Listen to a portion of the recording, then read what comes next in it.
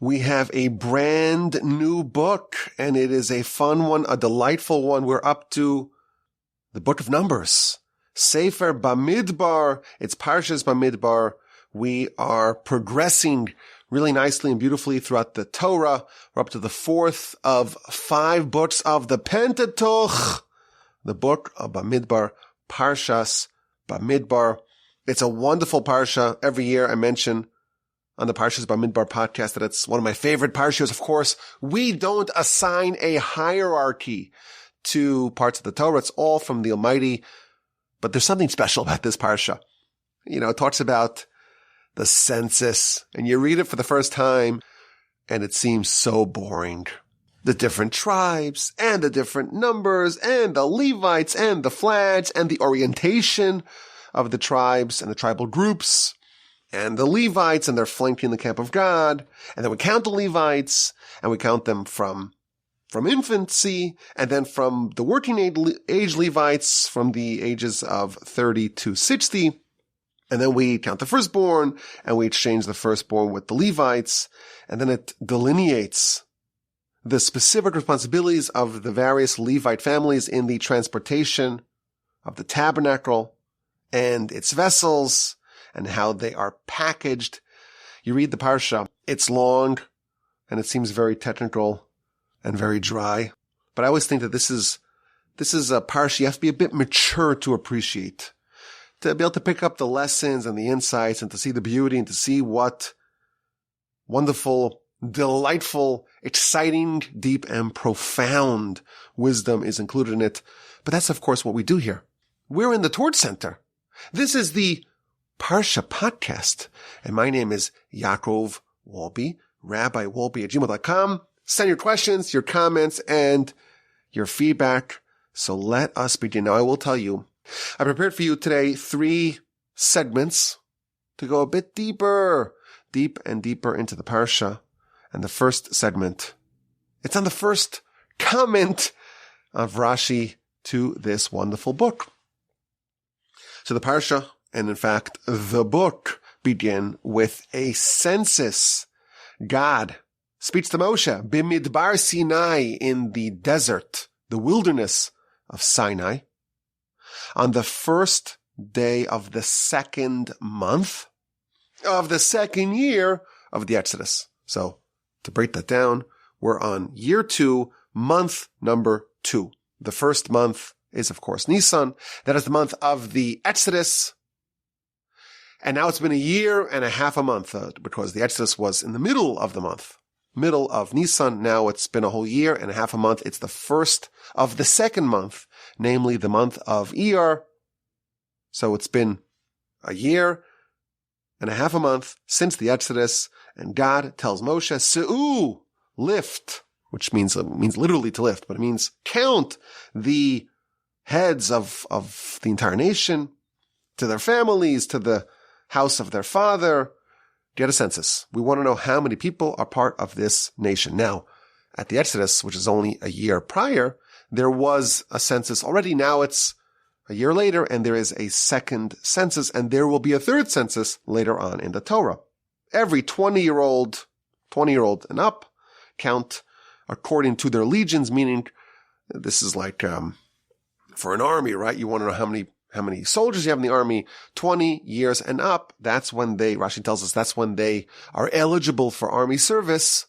That's when they're eligible to go to the military, and that's the age from which you count them.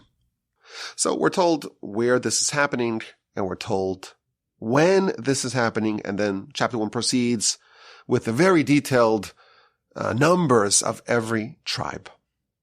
Now Rashi, the first comment that he offers here, it's on the general notion of the people being counted. You know, they were counted already once before. It's only been a year. My goodness, how much has the population changed? But still, Rashi says, because the Almighty loves us and He cherishes us and we are beloved in His eyes, He counts us again and again. So during the Exodus, we were counted. And then with the sin of the golden calf, the nation was diminished and God wanted to know the number, how many remain. And now that it's been a year and the tabernacle has been built and it is in operation. And God is going to dwell amongst us, his divine presence, his Shekhinah is going to be amongst us. Now it's time to count them a third time. And then they'll be counted again a fourth time later on. And then Rashi ends with a quizzical statement. Be'echad ben-Nisan hukam ha-Mishkan. On the first day of Nisan, that's when the Mishkan, the tabernacle, was erected. Ube'echad be'ir, and on the first of the month of Ir, Mena'am, he counted them. So this is the first comment in Rashi. Now there's an obvious question on this Rashi, and all the commentaries address it.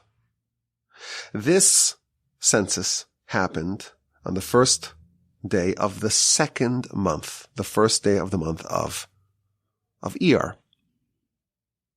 And Rashi tells us that the reason why God's constantly counting the nation, it says as a sign of love.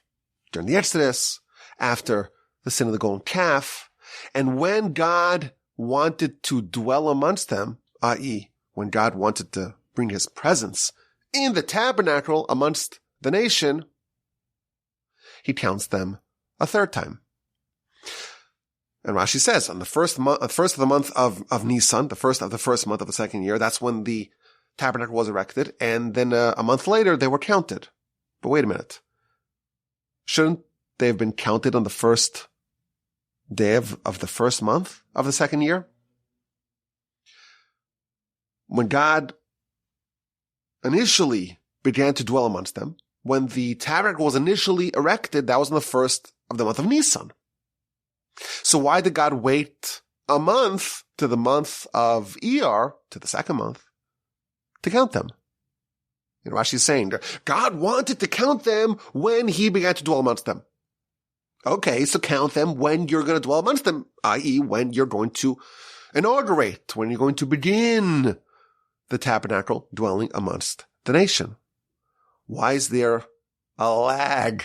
Why is there a lapse?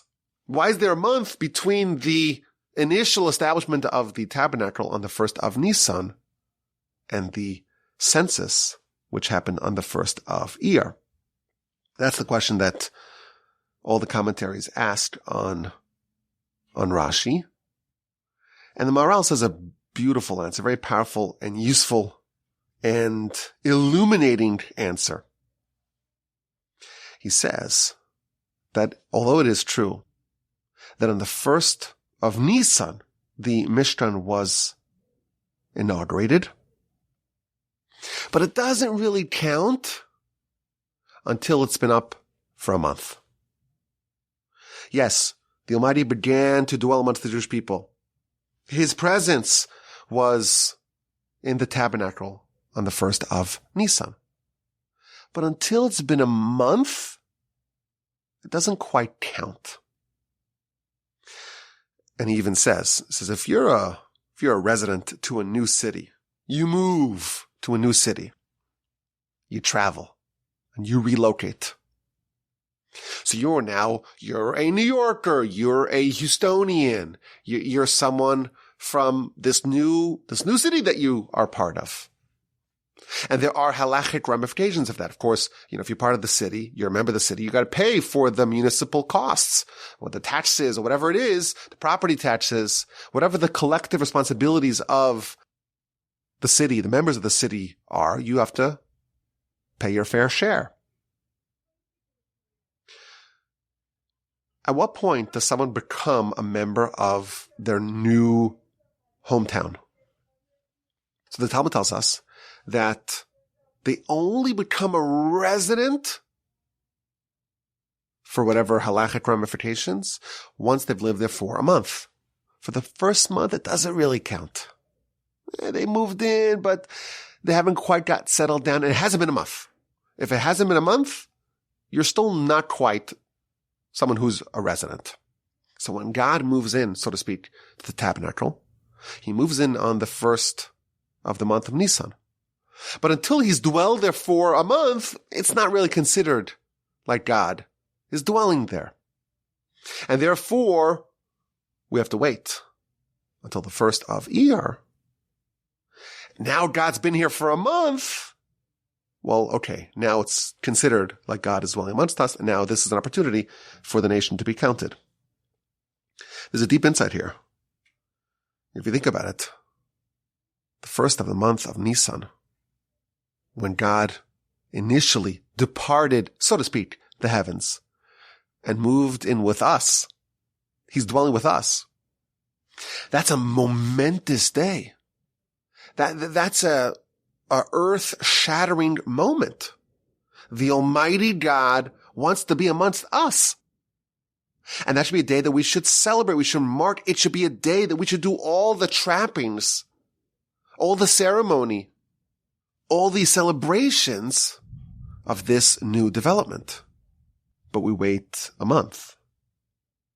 Because even though it's incredible that God moves in, the fact that God's there and he has moved in, and that's something which is new and fresh, it's not quite as impactful as when God's been there for a month and it's stable and it's consistent and it seems like it is something permanent. What do we celebrate? Do we celebrate the new things? Or do we celebrate the things that are consistent? The fact that God moves in, it's not a cause for celebration on the same degree as the fact that God's been here for a month. As great as something is initially, when it's permanent, when it's consistent, when it's ongoing, when it's a pattern, it's a different level. It's incomparable. And I think this is counterintuitive for us, because the things that make the news, that make the headlines, are the things that are novel, are things that are new, the departure from the way things were previously. And that's really what gets our attention. And here we're saying God arrives, and that's not quite the celebration as the month-old news. God's been here for a month. The Torah is showing us that the Torah has a different perspective about what is a greater accomplishment. There's a midrash we've mentioned in the past. The midrash has a fascinating discussion and debate as to which verse is the most powerful verse of the Torah that really encapsulates what the Torah is all about. And one opinion says, Shema Yisrael, the verse that is the declaration of our faith. Or perhaps, you should love your fellow as yourself. That's all of Torah in one verse. And ultimately the Midrash concludes that the verse that talks about the Karban Tamid, the daily Tamid offering, you do one offering in the morning, and you do one in the afternoon, and you do that every single day, rain or shine, festival, Shabbos, Yom Kippur, Tisha B'Av, doesn't matter, every single day you do it. That's the most powerful verse in the Torah, the most important verse in the Torah. The things that are new, that grab our attention, that create a flash, that's wonderful. That's not what the Torah celebrates. Things that are regular, that are consistent, that we see a pattern, we see some permanence, that is what is worthy of celebration. If someone does one thing, one incredible act, one incredible moment, one incredible display of greatness, in the eyes of the Torah, that's not viewed quite as highly as doing something maybe lesser, but doing it on a consistent and permanent basis. And I think the deeper point behind this is that when you do one thing, when there's this one big act, this big event, this big transformation, that's not quite as impactful as being something. So something happens once. It's a one-off event. It's a great event, but it's not a great person per se. I don't know if I'm explaining this well. You do something great, and that's wonderful, and that's this fireworks display of greatness. That's one thing. If you do something consistently for 30 days, that act is not what we're celebrating. We're celebrating the person, what you've become. When you do something for 30 days, that's something which gets down to your essence. That's who you are. That's your identity.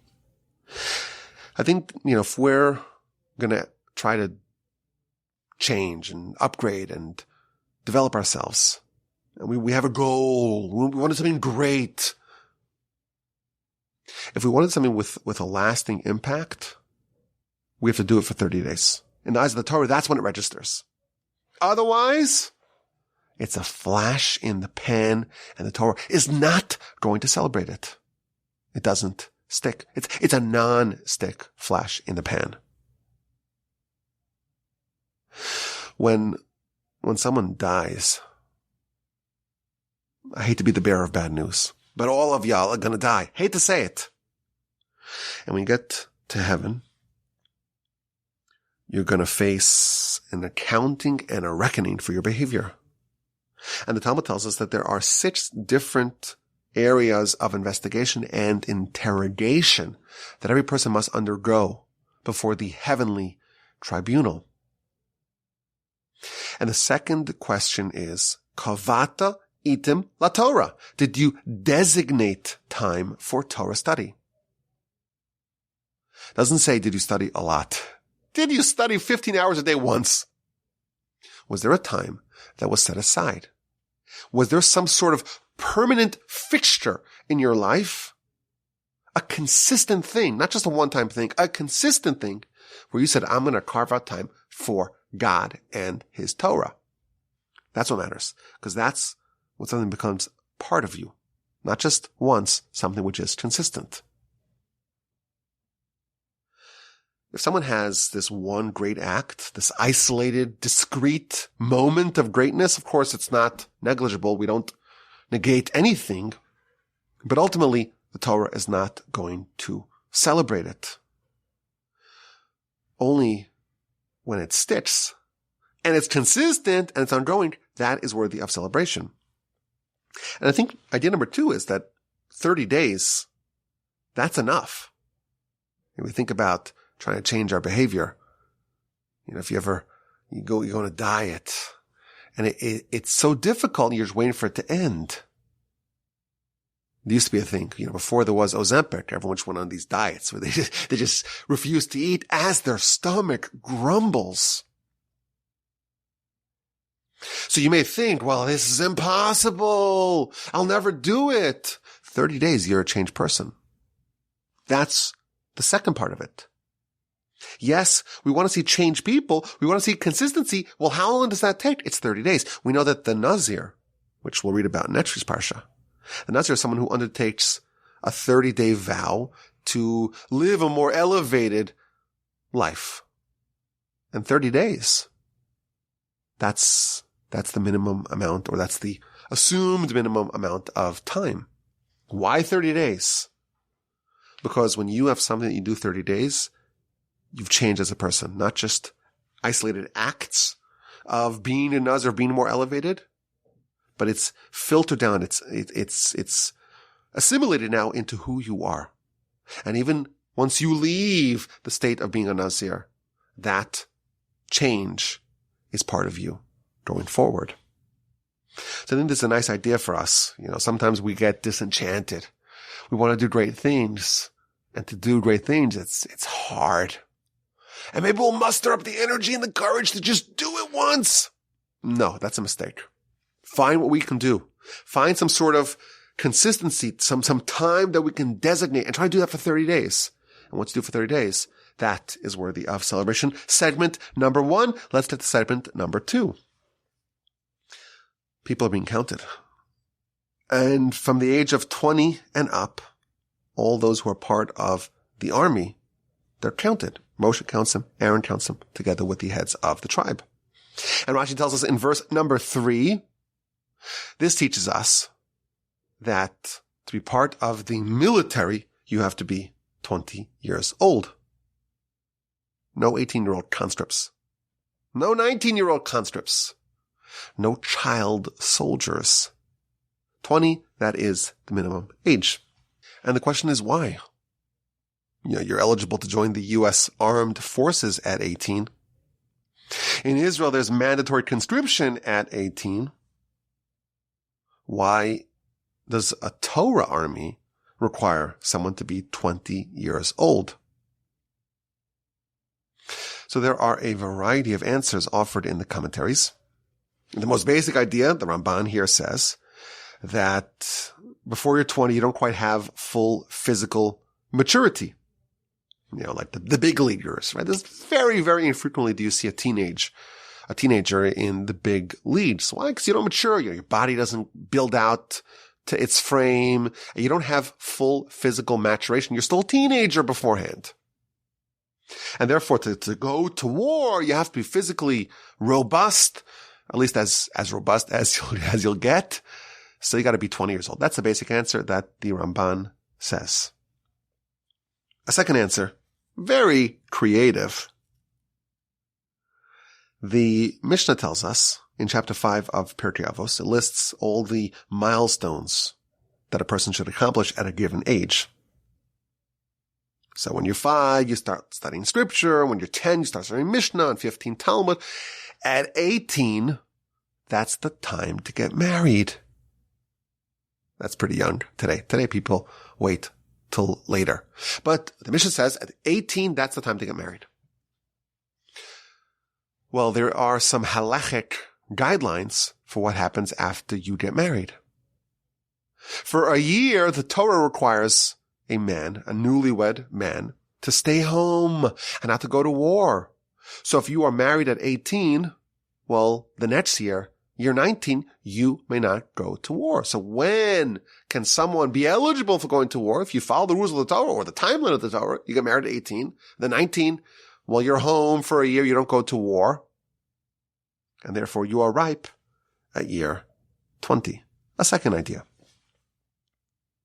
And here's a third idea.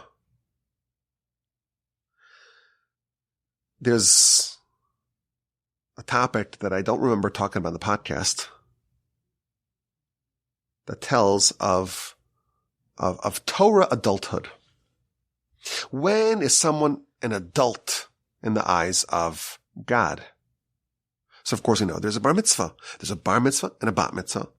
And the Talmud tells us a girl, she reaches maturity at the age of 12, and that's when she has a bat mitzvah. And a boy, boys are a little bit later in their development, so they reach maturity at the age of 13. And once they're at that age, well, they're an adult. They could join the minyan. They're responsible. The court can adjudicate their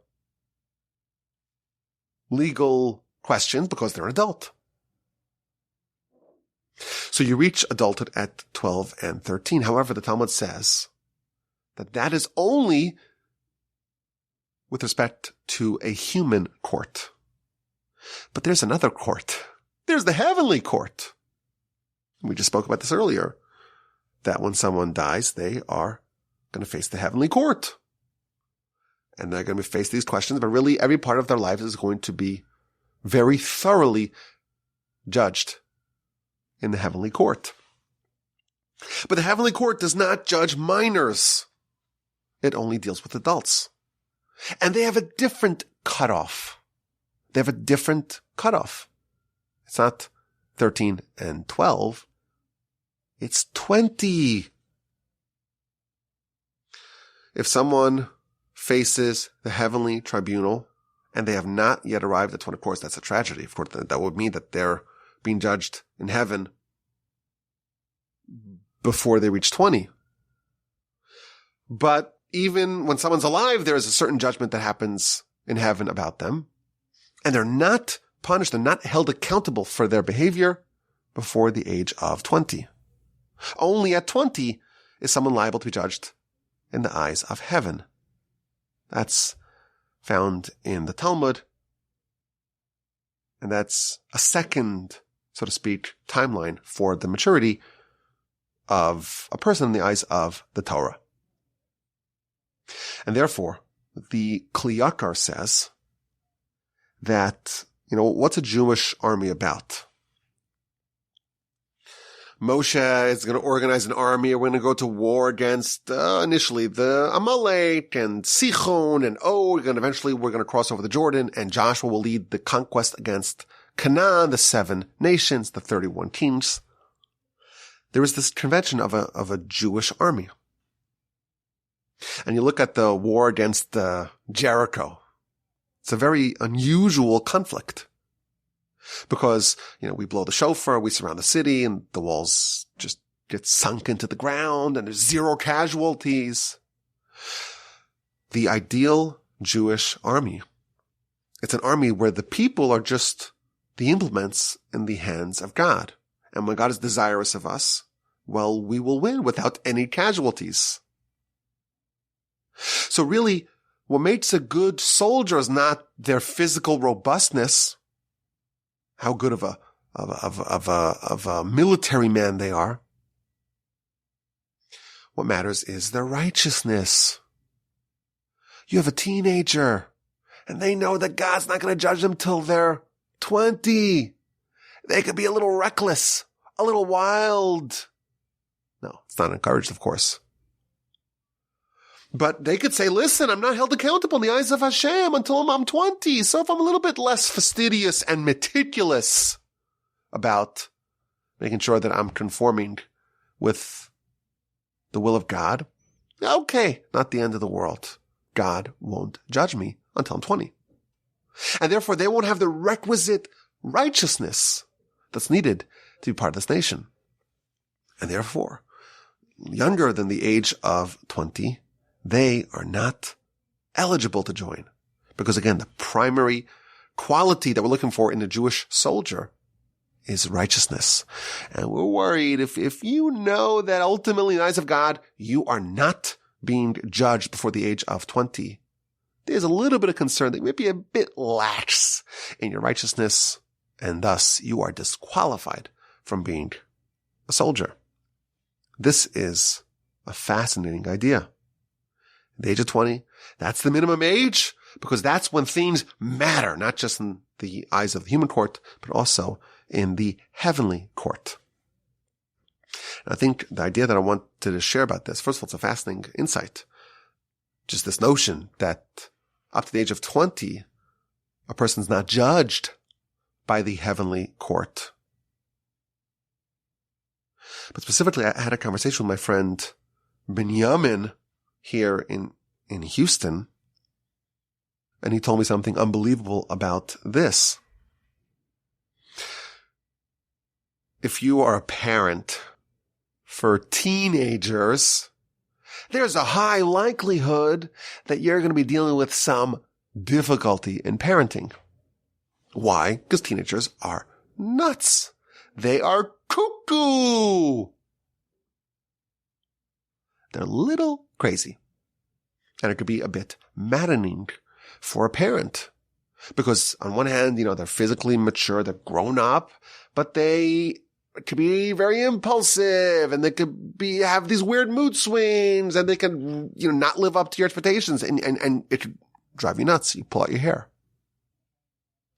It's comforting to know that the Almighty declared, I don't judge teenagers. I don't hold teenagers accountable. I understand, as creator of teenagers, that teenagers are nutso. They're crazy. That's okay. They're not ready. They're not mature. They are underdeveloped. This is not the final product, and therefore I cannot judge them. They're irrational, and that's all by design. There is a period of adolescence that's built into creation where God is saying, God's telling us, I'm not judging them. This is not what they will ultimately be, and therefore it's not fair to judge them. And I think this is a very powerful insight for us as parents of teenagers. Now, my teenagers are angels, of course, but I've heard rumors that maybe there is such a thing as teenagers who are a bit crazy. In Israel, there's a term for these crazy teenagers. They call them tipesh esrei, which means, it's a funny term. Tipesh means a fool. But you would say, 11, 12, 13, you would say the number, which is the 1, 2, 3, 4, and then 10, the way you count. It's like 13, which is 3 plus teen, right? So echad esrei, 11, which is 1, and then 10, 11. But they say just tipesh esrei, which means fool teen, basically. That's a term that you hear a lot in Israel. They're teenagers. They're not so. They're crazy. That's okay. Again, this is a rumor. For all my kids who are listening, it's not true with us. We're the exception, of course. Well, who am I kidding? The kids are not listening. That's fine. But this is a very powerful idea to remember. Parents of teenagers. Don't pull your hair out. They're growing. Their brains are undergoing a maturation process. They're not fully developed. Their brain, it's still a little mushy. And they have some elements of adulthood, but not all of them. And that creates that chaos. And the Almighty is aware of it. And our job is to love them and to understand what they're going through and not to judge them. If that's what God does, God refrains from judging them as teenagers. We ought to do the same. A very powerful insight. They are not judged until the age of 20, and they can't even join the army until the age of 20. They're not fully baked. And finally, to the third segment of this week's Parsha Podcast from the Torch Center in Houston, Texas, the Levites. Chapter 1. All the tribes are counted, and we're given very detailed numbers. But the Levites are not counted. God speaks to Moshe saying, this is verse 49, Mate Levi, the tribe of Levi. Lo sifko, don't count them. Don't uplift them. They're different. They're counted by themselves. They are in a class of their own. You have the whole nation, and then there's this one special select fraternity. Why? Why aren't the Levites included with the rest of the nation? So Rashi says something unbelievable. They are the legion of the king. And it's fitting that the legion of the king is counted separately. So we have two classes here. There's the Israelites, it's one class. And then there's the Levites, which is a second class. And there's probably a third one, the Kohanim, which is yet a higher class. The Levites are called the legion of the king. They are the legion of God. And they cannot be counted with everyone else. They must be counted separately. Now, if you think about it, it's a bit perplexing. The Levites were told they are the legion of gods. So what exactly is everyone else? Implied from this comment in Rashi, chapter 1, verse 49. The Levites, they are the legion of God. And the rest of the nation, what are we, chop liver? Are we non-Levites? We're not the legion of the king? Now, my in-laws, they're Levites. Are you telling me they're better than me? Really? No, again, I'm not worried about them listening either. But come on, between you and me, they're better than me, really? Well, Botnick, he's a Kohen. That's even a higher class. But what's a standard issue Israelite supposed to think when they read this comment in Rashi? The Levites, they're a class of their own. And they can't be counted with the common folk. They're a higher caste. But if they're the legion of God, them to the exclusion of everyone else, what does that make everyone else? Now, what does it mean to be the legion of the king? It means that these are the king's helpers. They're committed to him. They're part of his select group. But wait a minute, isn't that what the whole nation is? Isn't the whole nation committed to fulfilling the will of God? Now, if you think about it, there's a bit of a deeper point here. And we mentioned this in the rebroadcast podcast, and I think we mentioned it other times as well. The nation's being counted. why is the nation being counted? What's the purpose of this census? So the Ramban, my grandfather member used to speak about this Ramban a lot. The Ramban stresses that this is to uplift. The word, the verb used to describe counts, not to count. It's to uplift. Si'u, uplift. Elevate every individual. And the Ramban says that this was a moment where every individual had the opportunity to spend time with Moshe and with Aaron. And they would learn about them and learn about their family and uplift them and change them forever. The objective, the Ramban hints at it, but really my grandfather develops this idea from the Ramban. The objective of this counting, of this census, was to elevate every individual and to reveal to every individual what their unique role is. What role were they created to fulfill? What mission, what objective, what agenda of God is their responsibility? And every person was elevated. And typically, a census, it's an equalizer. It treats every citizen as just a number.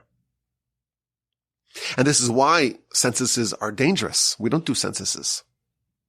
Because when you just count a nebulous mass of humanity, you're taking a Jew, an angel, and you're compressing and suppressing and lowering them to just a mere pawn. And that's not what happened over here. This is the uplifting and the elevation of every individual and showing every individual what greatness they have within them. So if that's the general census, where every individual is given their moment with Moshe, and Moshe tells them, Moshe peers into their soul and reveals to them what they need to accomplish, what their mission is, how they can be elevated. Isn't that the definition of being part of the Legion of God? Wouldn't this audience with Moshe and Aaron, where they are given guidance, tailored, bespoke guidance and direction for how they can fulfill their mission in life, isn't that the greatest testament that the whole nation is the Legion of God?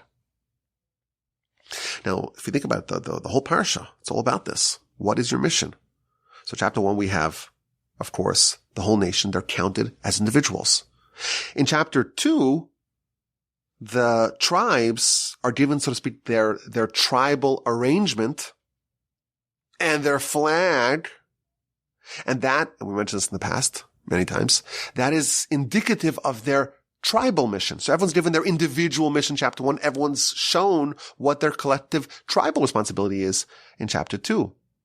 Each tribe was given a flag that had a color that symbolized the color of that respective tribe on the breastplate. And emblazoned on the flag was a symbol that relates to the essence and to the mission, to the character and to the identity of that particular tribe. And of course, the Midrash goes through each tribe, what the color was and what the image was. And of course, there's symbolism to it. It's not just a nice color.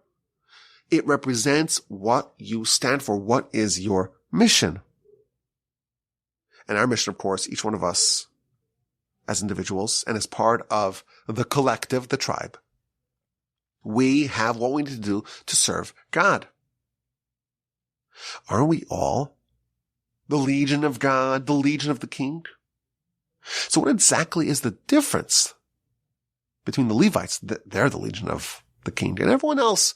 Yes, we have our mission and we have our audience of Moshe, we have our flag and we have our symbol, we have our color. We have our qualities that we must direct towards the service of God, but we're not quite the Legion of the King. And the answer, I think, it's an idea that we've seen in the past, and I keep seeing it everywhere, is that there's a fundamental difference between the mission of the Levite and the mission of everyone else. If you're a serious person, and you understand that you're here in life, you're on a mission. And of course, you have the Torah that offers you guidance and direction. But you also have an individual mission, an individual responsibility, and individual destiny. A serious person works really hard to try to discover, try to identify, why do I exist? Why did God create me? What is my individual mission and responsibility in life? In antiquity, the way you find the answer is by going to the prophet. The prophet would reveal to every individual what the root of their soul is, where their soul comes from in Adam, and what exactly their mission in life is. And that's really what's happening in our Parsha. You go to Moshe. You as an individual.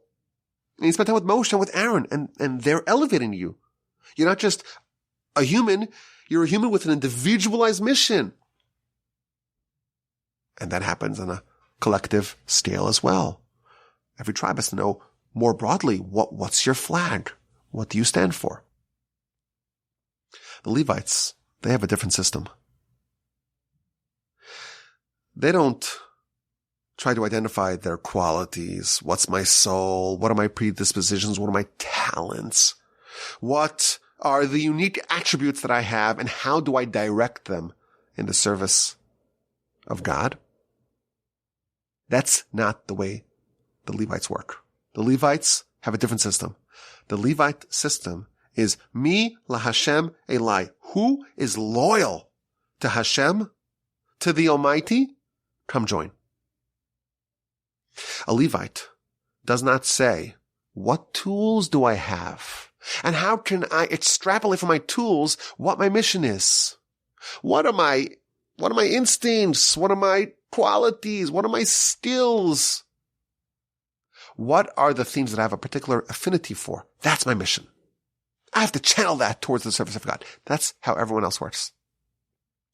The Legion of God is the group of people who are committed to God and will do whatever He needs, whether or not they have a particular affinity, predisposition towards that thing.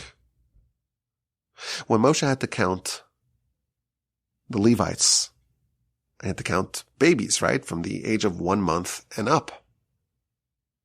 Moshe was concerned. If you want to count 20-year-olds, you make a call throughout the camp, all 20-year-olds come, and you count them. But if you have to count babies, infants, month-old children, you have to enter the tents and inspect the bassinets. And Moshe tells God, how can I do that? And what does God respond? This is our favorite Rashi. Of course, we have no favorites, but every year we mention this is the bumper sticker Rashi. We want to make this a bumper sticker. God tells Moshe, you do your job and let me do mine. Why are you worried about my job? Do your job and I'll do mine. So Moshe went to the tent of every Levite. And once he did as much as he could do, God did the rest. A prophetic voice announced to him how many babies were in every tent. Moshe didn't have to go and enter the tents and check the bassinets. This is a Levite. A Levite is someone who says, there's a job and it's impossible. I don't have the talents to do it. I don't have the ability to do it. I'm not gifted in that area. And God says, you do your job. Let me do mine. You're not gifted? Okay, well, do whatever you can and I'll pick up the rest. That's what it means to be part of the Legion of God. Do whatever you can. And if you can't do it, you can't finish it because you don't have the talents, the abilities, the skills that are necessary for this mission. Well, God will do the rest. An Israelite, a non-member of the Legion of God, tries to pinpoint their mission. What exactly are my qualities, and what's my soul, and what am I naturally gifted at? The Levite says, I am loyal to God, whatever He needs to do, regardless of whether or not I am predisposed to it, I'm going to do it. If it doesn't fit my talents, and my ability. I'm going to do it anyhow. Whatever he reveals that he wants, we are in. Just this week, I released a podcast on one of my other shows called This Jewish Life, which I'm sure all of y'all are long-time subscribers and listeners to. And I released an episode called 5 Fascinating Questions, which is 5 fascinating questions. And in one of the pieces on the podcast, I talked about the difference between Bezalel and Moshe. Bezalel was the builder of the tabernacle. And the verse tells us that he had all the skills to do it. He was gifted in a way that no one else was, with all sorts of wisdom, with insight, with knowledge, in every field, in every craft, in every domain, in every discipline, with the gold, with the silver, with the metals, with carving the stones. He was an artisan and a craftsman in every area, the wood and all the wools. And he was also a leader, a foreman. He was just talented to do all the work that he needed to do. And this, the Torah presents us in 2 places, chapter 31 and chapter 35 of Exodus. This shows his suitability for being the leader of this effort to construct the tabernacle and its vessels and its vestments. If you were to compare Bezalel's mission with his toolkit, they are a perfect match. By contrast, Moshe, God tells him, go save the Jewish people. Go lead the nation out of exile. Go negotiate with Pharaoh. Negotiate the release of the Jewish people. And Moshe says, well, I can't do it. I have a heavy tongue and I stutter and I'm speech impaired. And God says, just do it. Why are you asking questions? And one of the questions one of the 5 fascinating questions is, I don't understand. Bezalel, at the end of Exodus, he is presented as the ideal candidate for that job because look at his talents. He has all the right talents for that job. But Moshe, at the beginning of Exodus, when he raises the challenge, the objection, how can I do this job? I am not suited for this job. God dismisses that.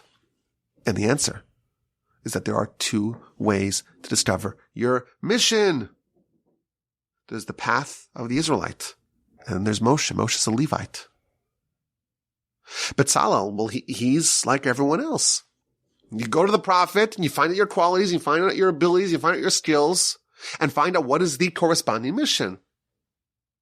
Moshe's a Levite. You're part of the legion of God. You just say, whatever God needs to get done, I'll do it. But I can't. It doesn't matter. Doesn't matter. You do your job. Let God do his job. The Jewish people, they have flags. They have an audience with Moshe. They have a prophetic revelation as to what they need to do in life. And the Midrash, in fact, tells us that the reason why the nation wanted flags is because when they saw the heavens, during the sign of revelation, the heavens were torn open. And they saw the angels, and all the angels had flags, and they coveted it. They desired it. Why did the nation covet flags? Isn't it nice to wave a flag? The flag symbolizes the mission. The angels. Every angel has a role, has a mission.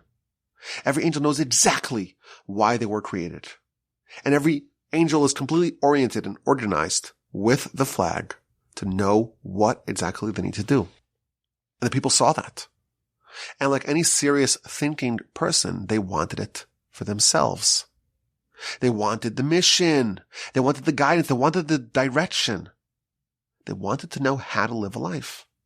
What should I dedicate my time to? What should I focus on? What was I created for? What's my flag? What's my mission? What do I stand for? We have the same question as well. And the people are given the answers in our Parsha. On an individual level, Moshe reveals to them. On a tribal level, the Torah tells us they were organized with the flags. To us today, we have a problem because we don't have the flags and we don't have the audience with the prophet. And I will tell you, I will reveal for the first time here that please God, this question of how to identify your mission, your qualities, what your responsibility in life is, that's the subject, please God, of my upcoming book. Please God. We still have a lot of work to do to finish it. Today, we don't have the option of knowing conclusively, of knowing definitively what our mission is. But the Rambam tells us that every individual can join the tribe of Levi. Did you know this? The Levites, they're the legion of God. And you know what? Unless you're a Levite, you can't be a Levite. But a Levite is more than just a family. It's a orientation. And the orientation is, I am part of this people who say whatever God needs, I'll do, whether or not I am predisposed to it. And every person can, on that level, join the Levites. There is an option that's still open to us. Anyone and everyone can become a Levite for this matter. Who is loyal to God, come join. But I can't. Do your job. God will do his. If we adopt this attitude of the Levites, we too can join the legion of the King. I appreciate your attention. I apologize that we didn't quite live up to the mandate to be a little shorter and snappier, but what can we do? It's Parshas Bamidbar. It's Parshas Bamidbar. We love this Parsha so much. There's just no way we could hold back. But let me know what you think about this constructive feedback. I appreciate your attention and your listenership. Signing off from the Torch Center in Houston, Texas. This is Yaakov Walby. This is the Parsha Podcast. Have a wonderful day. A splendid rest of your week. A terrific, sensational, stupendous, uplifting Shabbos upcoming. And please God, with the unending help of the Almighty, we will talk again next week.